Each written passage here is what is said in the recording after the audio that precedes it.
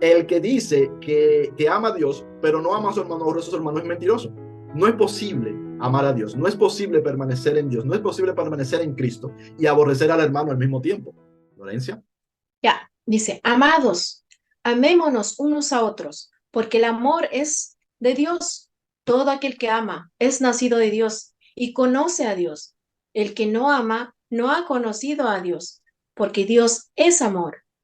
En esto se mostró el amor de Dios para con nosotros, en que Dios envió a su Hijo unigénito al mundo para que vivamos por él. Amén, amén. Exacto. Aquí Juan está rescatando en el último versículo lo que está en el Evangelio según San Juan 3:16, la misma idea. Pero el verso 7 y el verso 8, Juan está otra vez dándonos su clase didáctica de contrastes y redundancias. Redundancia en el sentido positivo porque es algo que él utiliza para que entendamos bien lo que él está diciendo y que no haya lugar a duda de qué es lo que él está diciendo. Entonces nos dice que para conocer a Dios hay que conocer el amor. No es posible que nosotros conozcamos a Dios si no conocemos el amor. Si no nos entregamos al amor, no estamos conociendo a Dios. Que ese Dios, que es ese Dios rígido, ese Dios que tenía muchos en aquel tiempo y que tiene muchos ahora, que no tiene nada que ver con el amor, sino que tiene todo que ver con maltrato, con rigidez, con muchas doctrinas súper cerradas, y no tiene nada que ver con amor. Ese no es Dios. Es decir, las personas que no conocen a un Dios de amor no es al Dios verdadero al que están conociendo otra cosa que no es el Dios verdadero. Entonces, no, lo que Juan nos está declarando por pasiva y por activa es, el amor es de Dios, Dios es amor. No hay forma de que tú sepas quién es Dios si no puedes acceder y entender sobre el amor. Si ese Dios que estás viendo no es amor, ese no es Dios, es lo que Juan nos está diciendo. Vamos a leer a partir del verso 10 al 12.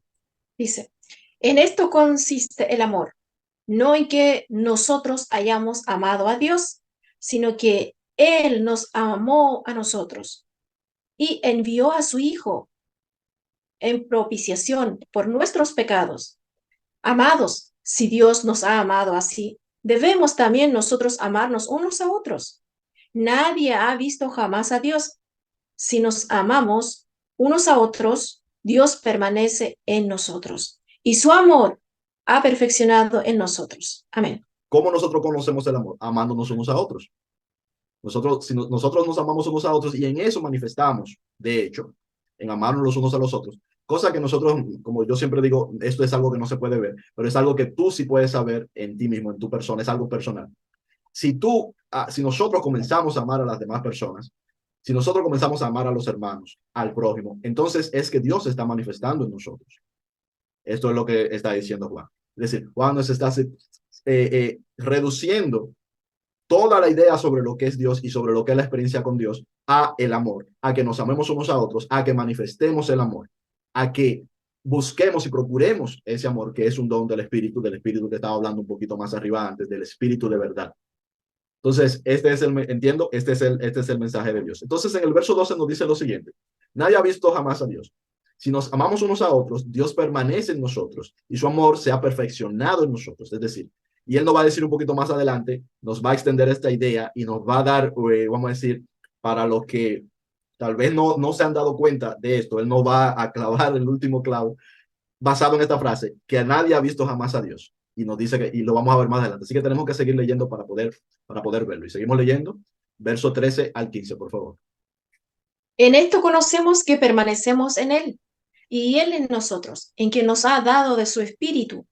Y nosotros hemos visto y testificamos que el Padre ha enviado al Hijo, el Salvador del mundo. Gloria a Dios. Todo aquel que confiese que Jesús es el Hijo de Dios, Dios permanece en él y él en Dios. Amén. Amén. Dios permanece en él y él permanece en Dios. Sí. Entonces, lo mismo, el Espíritu Santo es el que nos va a dar ese amor del que está hablando Juan, porque ese amor es un don espiritual, es un don que nos regala Dios por medio de su espíritu. Nosotros a veces nos vemos, por ejemplo, que nos airamos o que no sentimos hacia otra persona, hacia alguien que entendemos que ha hecho algo. Ese amor que deberíamos de sentir, ese amor que deberíamos de expresar, ese amor que debemos de vivir según lo que nos ha enseñado Dios. Entonces, ¿qué nosotros hacemos cuando eso pasa? Nosotros vamos en oración y pedimos a Dios su espíritu, como Jesús nos enseñó. Jesús nos dijo en sus sermones qué es lo que tenemos que hacer, pero luego nos dijo que podemos pedir y que lo que tenemos que pedir es su espíritu. Y así como un padre no le daría a un hijo por una piedra, por un pan, o una serpiente por un pescado, así mismo nuestro Padre, que sí es bueno, dará su espíritu a todo aquel que lo pida. Y ese espíritu nos va a traer paz, nos va a traer consolación y nos va a permitir amar a los demás, nos va a permitir amar al prójimo, nos va a permitir amar al que desde su parte es nuestro enemigo, nos va a permitir amar incluso a las partes que están enfrentadas, incluso a los que están en nuestra contra. ¿Cómo? Por el milagro del amor. Es un milagro que viene por su espíritu. Vamos a continuar. Bien. Confianza y amor. Verso 16 al 17, por favor. Dice, y nosotros hemos conocido y creído el amor que Dios tiene para con nosotros. Dios es amor y el que permanece en amor permanece en Dios y Dios en él.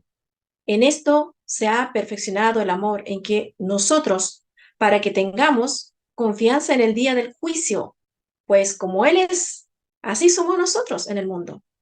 Amén. Amén. Exacto. Recordamos que Jesús nos juzga como. Jesús nos juzga como a sí mismo. Así como Jesús nos dice a nosotros que hagamos a los demás como a nosotros mismos. La razón por la que Jesús nos juzga con justicia es con su justicia, es porque Él nos juzga como a Él mismo. Entonces nosotros podemos tener confianza en el día del juicio. ¿Por qué? Porque en el día del juicio Jesús nos ha juzgado como a sí mismo. Y nos ha juzgado justo porque Él es justo. Y nos ha juzgado santos porque Él es santo. Él ha tomado de lo suyo, es decir, sus características, y nos las ha conferido a nosotros. Él no ha pecado y Él declara que entonces nosotros no somos pecadores.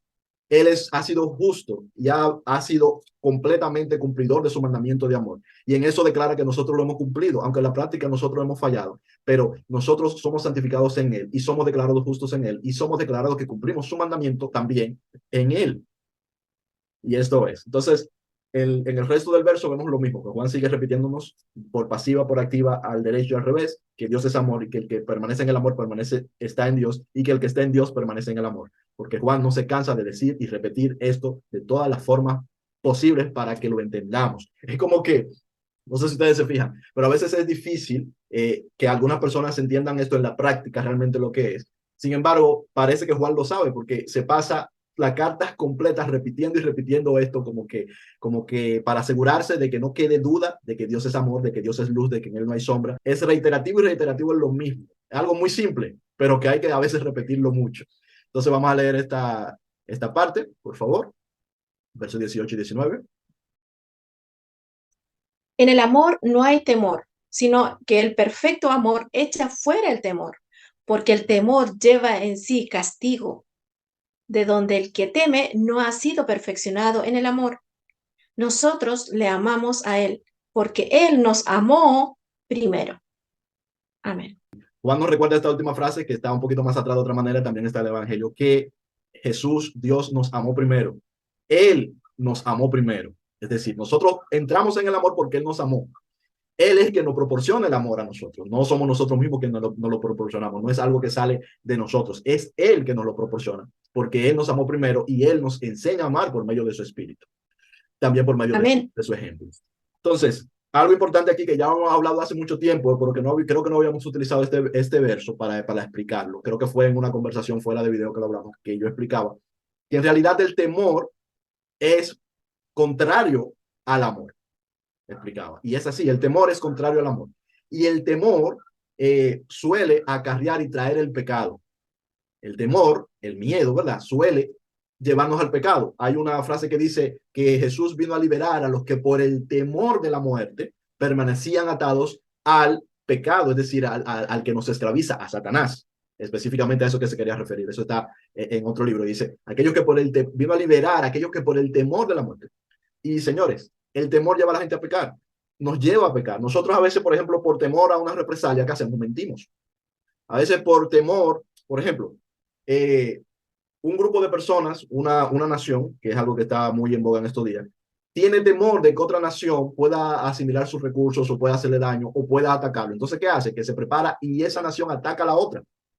Entonces, por ese temor se apaga el amor. El temor apaga el amor. Entonces, el temor a qué me va a pasar, a qué me van a hacer, a qué me van a quitar, a qué no voy a poder acceder, apaga en nosotros el amor. porque entonces nos lleva a nosotros y no al prójimo, nos lleva a nosotros y no al enemigo, sino a querer cuidar de nosotros, muchas veces haciéndole daño al enemigo o no prestándole ayuda al que necesita, porque tenemos temor. El temor dice aquí que lleva castigo, pero lo que sucede es eso, que el temor apaga el amor y la falta de amor es pecado. O sea, si el mandamiento de Cristo es amar, y ese es el único mandamiento, en realidad ese es el único mandamiento, el mandamiento de Cristo es amar, el amor es el mandamiento de Cristo, porque eso es lo que Él es. El pecado es una sola cosa, no amar, eso es lo que es el pecado. No amar es el pecado en sí mismo. El no amar siempre nos va a llevar a manifestar el pecado, pero el pecado no nace cuando se manifiesta. El pecado nace cuando dejamos de amar. Tal vez no se manifieste, tal vez no lo expresemos en lo físico, tal vez no lo expresemos en palabras, pero si ya dejamos de amar, ya estamos pecando. Por eso Jesús nos dice, y Juan también nos lo dice, que el que se enoja contra su hermano ya ha pecado. Porque cuando te enojaste, es porque te faltó el amor, es porque nos faltó el amor. A nosotros todos nos pasa. Nos falta el amor en un momento, y cuando nos falta el amor, ya eso es el pecado en sí mismo, la falta de amor. ¿Cómo nosotros recuperamos ese amor? Siempre que nos pase por medio de su espíritu. Por eso Jesús hace tanto hincapié en que cuando vayamos a orar, primero nos encarguemos de lo más importante, que es perdonar las ofensas, asegurarnos de no tener cosas en contra de otros. Eso es muy importante, porque esas cosas apagan el amor. Esas cosas, en ello, no podemos tener una comunión con Dios. Y por eso, cuando una persona está adorando a Dios, cuando una persona está recibiendo la manifestación fuerte y poderosa de su espíritu, si se recuerda de alguien en contra de quien tiene algo, sucede el milagro del perdón en ese mismo instante. Porque así como el temor echa fuera el amor, o apaga el amor echa fuera el temor. El amor, ese don de Dios que viene por su espíritu, echa fuera el temor, hace que nosotros olvidemos el temor y que ya no estemos tan preocupados irracionalmente por nuestro pellejo, o racionalmente también, sino que estemos más ocupados en amar que en nuestra, ¿cómo se diría?, en nosotros mismos, centrando en nosotros mismos, en nuestra supervivencia, en nuestra parte animal, digamos, ese instinto de supervivencia que tenemos arraigado en la carne. Amar echa fuera el temor y por lo tanto echa fuera el pecado. Si alguno dice, yo amo a Dios y aborrece a su hermano, es mentiroso, pues el que no ama a su hermano, a quien ha visto, ¿cómo puede amar a Dios a quien no ha visto? Y nosotros tenemos este mandamiento de él: el que ama a Dios, ame también a su hermano. Amén. El que dice que ama a Dios, pero no ama a su hermano o a su hermano, es mentiroso. No es posible amar a Dios, no es posible permanecer en Dios, no es posible permanecer en Cristo y aborrecer al hermano al mismo tiempo. Eso es lo que Juan nos está diciendo. Hace el contraste siempre. Si tú aborreces a tu hermano, tú no estás en Dios. El que ama y está en Dios no puede aborrecer a su hermano, ama a su hermano. El que está en Dios ama a su hermano. Esto es lo que Juan nos dice. Juan nos lo deja claro, claro, clarinete. Y vuelvo y repito a las frases, todas las frases y todas las parábolas que Jesús nos dice, que nos llevan a amar al hermano, que nos llevan a entender que no debemos de condenar, que no debemos de juzgar, que nos llevan a entender de que tenemos que juzgar a los demás como nosotros mismos, que nos llevan a entender que tenemos que hacer el bien, que nos llevan a entender como lo sintetiza luego Pablo, de que no debemos de pagar mal con mal, sino que debemos de vencer el mal con el bien. ¿Cómo se vence el mal con el bien? Haciendo el bien. No se ha vencido de lo malo, dice Pablo. ¿Cuándo somos vencidos de lo malo? Cuando se apaga el amor en nosotros. Cuando se apagó el amor en nosotros y nos pusimos en contra del hermano, en contra del prójimo, en contra del enemigo, allí se apagó el amor y allí fuimos vencidos de lo malo. ¿Y cómo no somos vencidos de lo malo? Por medio del Espíritu de Dios, orando al Espíritu de Dios, que Él siempre nos lo va a dar, como Él nos lo prometió, para que podamos vencer lo malo con el bien. Vence el mal con el bien. Esto es lo que quiere decir Pablo, que son las mismas ideas que nos está explicando Juan, que son las mismas ideas que nos dijo Jesús, que cada quien lo dice a su manera, pero es la misma idea.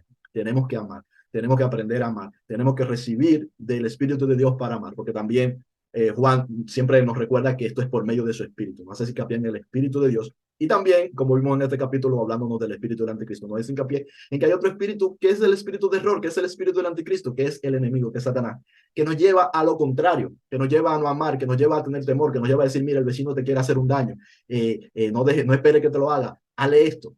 Mira, te quieren quitar esto, no espere que te quiten esto, adelántate. Mira, te quieren invadir, no dejes que te invadan, ataca. Ese es el enemigo, que es como un titiritero que lleva a la humanidad al mundo, que le escucha, del cual nosotros hemos formado parte, como Juan dice, en otro tiempo nosotros fuimos, ¿verdad?, de ese mundo.